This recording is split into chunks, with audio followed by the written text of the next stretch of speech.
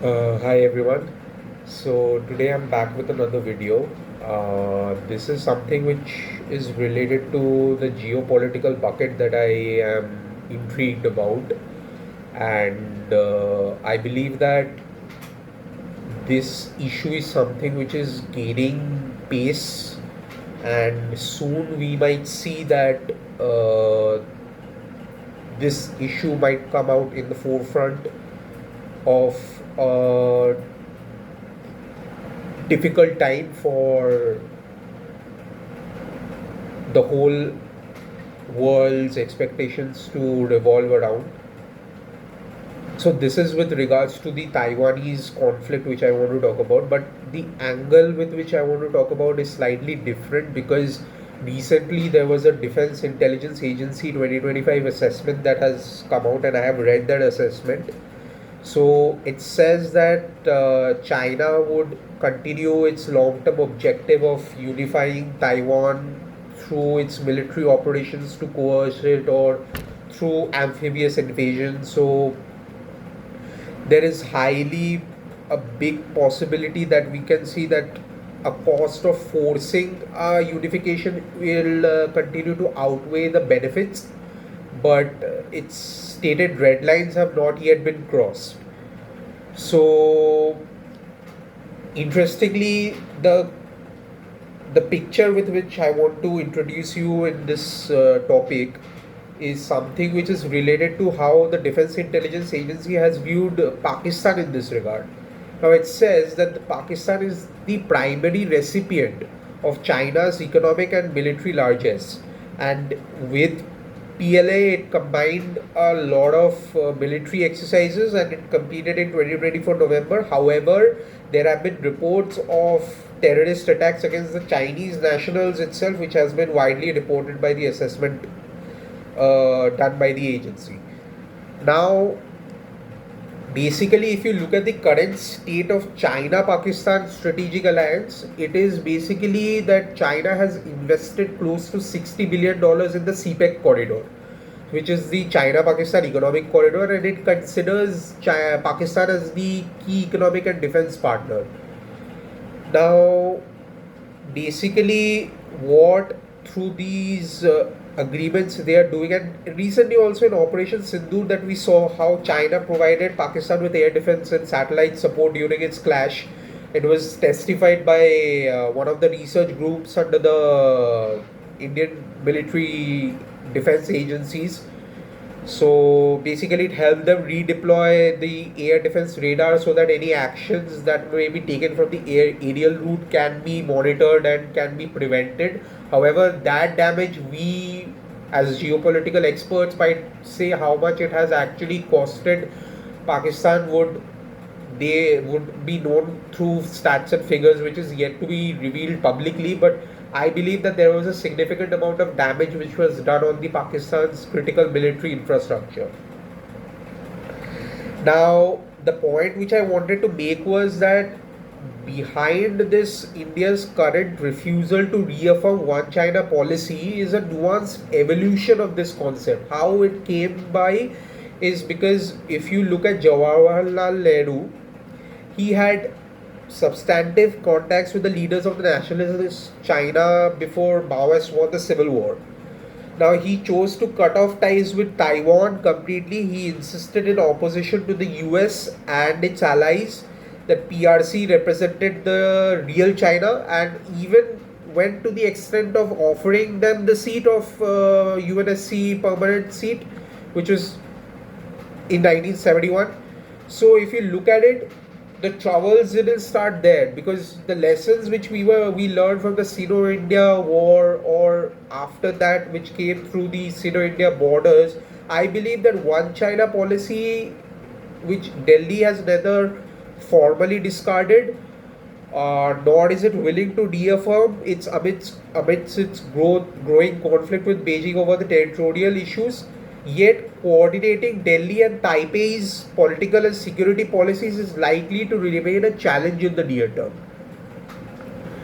Now, we have been although India, we see how they tacitly backed the one China policy through its UPA government, how it had in 2008 also it reaffirmed a one China policy, but the tone had then shifted during Prime Minister Modi's first term in office, with the then External Affairs Minister Sushma Swaraj saying that for India to agree to a one China policy, China should affirm a one India policy. Now, this is a very interesting thing to consider about, because we know how one India policy is not affirmed openly by China, but rather they openly support Pakistan for its claim over Kashmir. It's a two-front war that we are witnessing, and we have to accept this. And henceforth, we have to go through this notion that China is not willing to back down from its strategic alliance with Pakistan. Now, what I want to talk about is India Taiwan strategic convergence. Now, following Prime Minister Narendra Modi's June 2024 re-election, Taiwan's President Lai Ching-te congratulated him, and Modi responded by explicitly stating that he looks forward to closer economic and technological ties with Taipei. Now, the key areas of cooperation that I believe might be looked at, and we also saw how through recent news it has happened, is through its semiconductor manufacturing partnership, its technological transfers in AIL, 5G or 6G network, as we see, supply chain diversification away from China, and counterterrorism and cybersecurity collaboration. Now, should India provide aid to Taiwan? The answer is nuanced. How? I'll explain. India can use the trade deficit with China, just like the BRI, the Belt Road Initiative, which to our national advantage. How? See, we should unequivocally demand fair access to exports, rather than we see China dumping all its goods on us and we just simply waive the dumping duties and countervailing duties over them while the WTO, and say that that's a victory. But I should believe that we should learn from US in this regard and not step back. We should implement retaliatory tariffs or bans on export control as stringently as US was doing, to make sure that China comes to the deal. Now, today only I saw a tweet from President Trump that China has violated its agreement despite they are seeking closer to a mutual cooperation. I mean, this is the hypocrisy we are living in. We are trusting one country to reach to a fair terms of dealing with us in terms of trade, and then they're backstabbing us, and then they're putting us on a bad negative foot. It shows how double-sided China is and how they play this game. Now, I am suggesting a targeted tit-for-tat response. Now, take pharmaceuticals for instance. India is one of the world's largest producers of generic drugs. Now, many of which we export the greater quantities to US and Europe, where they have got regulatory approval. We import roughly two-thirds of the raw ingredients for those drugs from China. Yet Beijing does not allow any generic drug imports from India. That is the irony. Despite persistent complaints from our Commerce Ministry and thorough inspection of Indian manufacturing facilities by Chinese investigators, we see this mismatch in terms of trade happening between us and them is costing us a lot. Now, arguably, the economic logic is that if we see how we should aid Taiwan, is because we recently, 2023, Taiwan's PSMC had signed an agreement with India's Tata Group to set up a semiconductor fabrication facility in Gujarat, demonstrating mutual strategic value. So, for example, if Taiwan is seized by China, if there is a naval blockade, then it would disrupt the regional fishing and food distribution as well. So, if multinational corporations pull out of mainland China for safety reasons, I predict that global supply chain interruptions would emerge, and PRC would enforce naval blockades to global shipping and energy routes. That would cost immense to the trade deficits of many countries in this world, and it would crush many small economies. So the stakes are very high. But I support a viewpoint which I have researched about and which I analyzed it and which I want to share with you all, is this term called porcupine plus asymmetric defense strategy with honey badger strategy. I'll explain what these two strategies are. First, we need to understand what are the core security challenges. Now, the primary threats is that there is the China's PLA's modernization and increased military exercise. They are doing military coercion. Then there are gray zone operations, which is continued pressure through cyber attacks, disinformation, and economic coercion. Then diplomatic isolation, systematic effort to reduce Taiwan's international space and formal diplomatic channels. Then economic vulnerabilities, over dependence on cross-strait trade and potential trade block scenarios. So these vulnerabilities creates a strategic solution framework for me, which is pillared on three grounds. The first pillar which I want to talk about is asymmetric defense modernization. Now, porcupine plus strategy with honey badger strategy implementation makes Taiwan indigestible through layered asymmetric capabilities.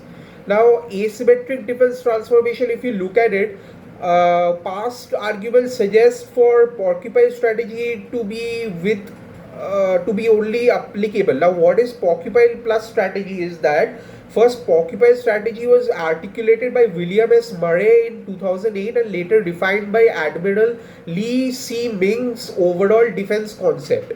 So it emphasizes Taiwan's adoption of asymmetric warfare to deter a Chinese invasion by making it prohibitively costly. The plus aspect, often discussed in recent analysis, extends this strategy to societal resilience, to civil defense, to integration with international partners to enhance this deterrence.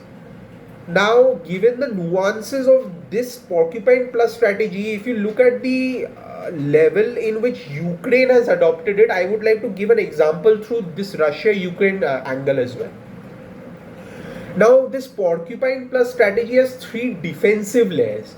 The first is intelligence, which is supported by a stronger partner. Here, India, here the Quad, here AUKUS, here lot of South Asian countries, including US, can come together and support through intelligence to Taiwan. And for this example I might give is how CIA coordinates with Ukrainian intelligence to prepare for Russian offensives. The second layer is internal resistance, which includes counter-offensives and civilian support. So Ukraine formed an international legion and mobilized civilians to support its forces. So that helped a lot to deter against a Russian invasion, which was looking presumably to even conquer Kyiv, but still now it hasn't. And the third layer is the geography. I'll come to Taiwan's geography also, but Ukraine's geography is a very complex urban terrain that has slowed the Russian advances.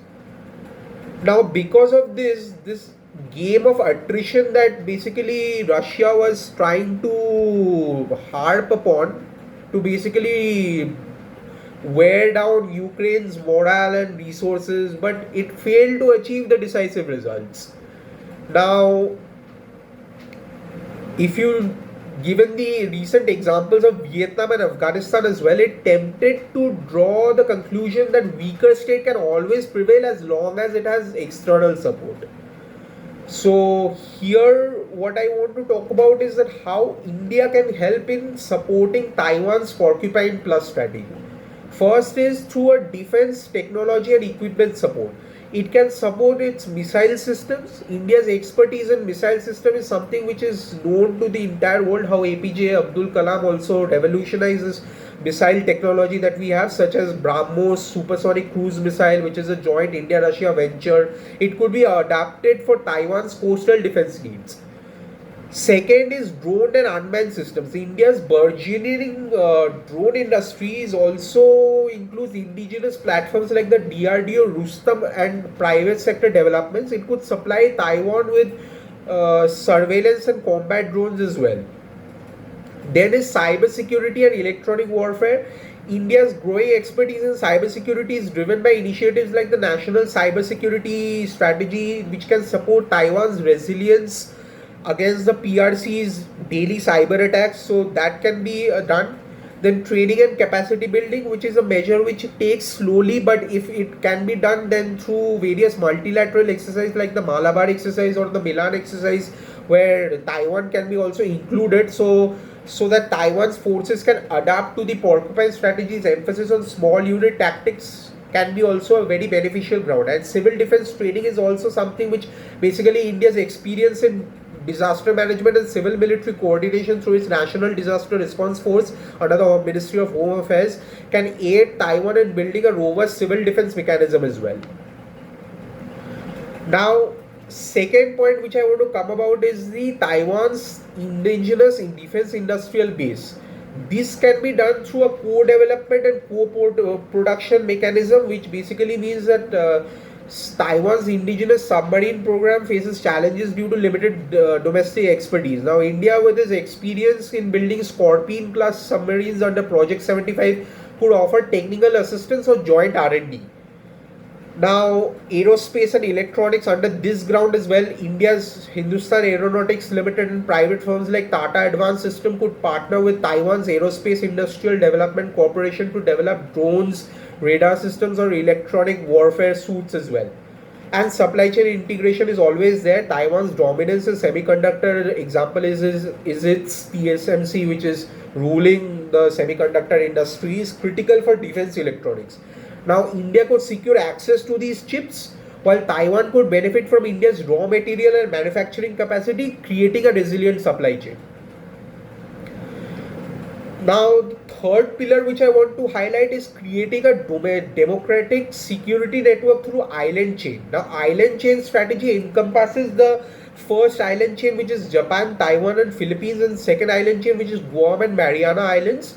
It is a geopolitical framework to counter China's maritime expansion. Now, India as a key Indo-Pacific player and Quad member can help develop this domestic security network by linking these chains through Quad cooperations or through a trilateral framework which includes Japan and Taiwan. And it could fortify the island chain through basically its Andaman Nicobar Islands, which is strategically located near the Malacca Strait, which serves as a critical node in the second island chain. So India can enhance its naval and air presence there, supporting Taiwan by monitoring PLA Navy movements and ensuring open sea lanes. Now, upgrading facilities also is one of the key points. Like India's control of key choke points can deter PRC's blockades of Taiwan through its Andaman Nicobar Islands, as it's closer to the Malacca Straits. So that can be done. Now, coming to this interesting asymmetry which I wanted to assimilate, which is the honey badger strategy. Now, honey badger strategy is given by analysts like Matthew Reynolds and John Mills. It draws inspiration from the honey badger's fierce, relentless, and adaptive behavior. Now, in defense context, it emphasizes on an aggressive asymmetry, which involves unconventional, low-cost, and high-impact tactics to disrupt a superior adversary plans, resilience and adaptability, proactive defense, and a psychological impact. So the synergy can be in terms of an asymmetric capability that can be seen as the Porcupine Plus contribution, which emphasizes on defense systems like mobile anti-ship missiles or sea mines to deter amphibious landings or naval blockade. Then honey badger contribution can come in through adding offensive tactics like preemptive strikes on PLA supply chains, cyber disruptions of command and control system, or sabotage of logistics in the Taiwan Strait. So a further role which I also analyzed is called the hedgehog strategy, which is usage of smaller weapons compared to its more military powerful rival. So the weaker country should invest in as many anti-ship weapons as possible, because this is the whole game is going to be of an amphibious warfare. So air-launched marine mines, portable surface-to-air missiles, shoulder anti-armor missile launchers, Stinger portable surface-to-air missiles, and FGM-148 Javelin portable anti-armor missile launchers can be used.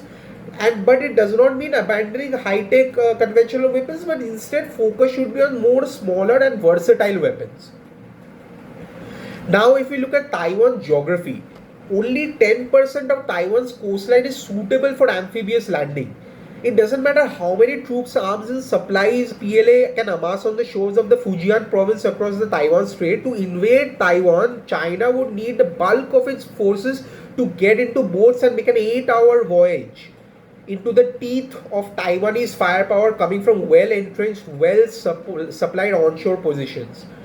So, occupying and pacifying Taiwan, moreover, would introduce a whole new set of headaches for PLA. We even saw Zelensky's strategy, which was of resistance and resilience in Ukraine, how basically it was fundamental, which caused Russia to withdraw from its invasion due to its high military and human cost of war, which basically the whole warfare then dealt with in terms of drone warfare rather than on foot military mobilizations.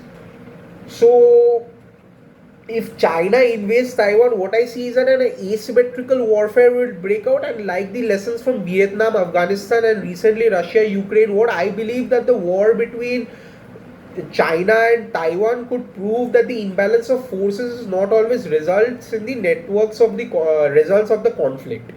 Because if you look at it, China has a defense budget which is worth 13 times that of Taiwan, plus more troops, weapons, equipment, and a population of 1.4 billion versus Taipei's 24.5 billion. So the quadrennial defense review of Taiwan, which I also read about, which basically says about after observing the Ukraine territory, it made a very poignant observation. It stated that resist the enemy on the opposite bank, attack him at sea, destroy him in the coastal zone, and annihilate him on the beachhead. So this highlights the escalating geopolitical risk posed by US-China strategic competition, the Russia-Ukraine war, and the PRC's military expansion. So Taiwan should strengthen its own military preparedness through asymmetric defense strategies, national defense reforms, and international partnerships to deter PRC's aggression and to enhance and ensure regional stability. Now, if you look at it, so basically how India's role in Quad coordination for strategic integration can leverage it. So basically the honey badger porcupine synergy fortifies Taiwan's position in the first island chain with defensive assets, while honey badger tactics could disrupt PLA operations beyond Taiwan's shores. Now, India's Information Fusion Center, which is the Indian Ocean region, can share maritime intelligence with Quad partners, enabling Taiwan to monitor PLA movements, which is the porcupine situational awareness, and plan preemptive disruptions, which is honey badger's offense. So using this Quad's Indo-Pacific Maritime Domain Awareness Initiative, it can track PRC vessels and can indirectly aid Taiwan's proactive strikes. India's Andaman Nicobar Island can serve as a Quad logistics hub, hosting joint patrols or surveillance, and that can deter aggression in the second island chain. This can support Porcupine's denial strategy by securing the sea lanes, and Honey Badger's proactive support by projecting power closer to the PRC's vulnerabilities.